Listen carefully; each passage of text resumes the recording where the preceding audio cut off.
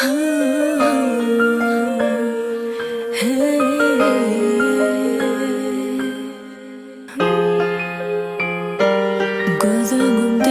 sen yaşım, gözlerimde men aşık, gözlerimde sen aşım.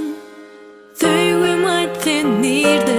Gözümde sen yaşım, gözlerimde men aşık, gözlerimde sen aşım. Söyleme sen nerede? Senin garı gözlerin meni çekti özüne, bir bada gittim özümden hem yadım ahli adı ey.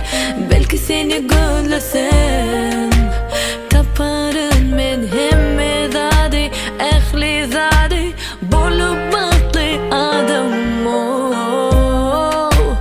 Kucağıma dolmasam, yüreğim bilen oynasam, sen ökünersin son, ökünersin son, ökünersin son.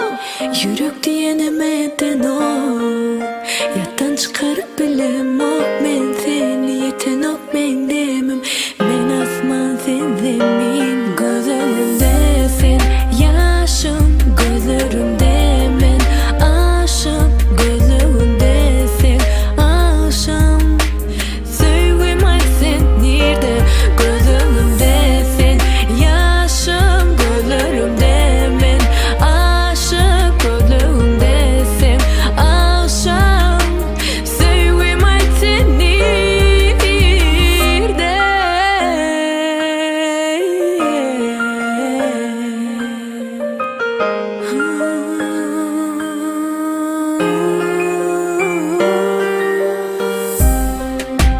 Sana umut bağladım, akşamına birinde vada, men dedi cada, elimden tutsan tayyardan ahli zada.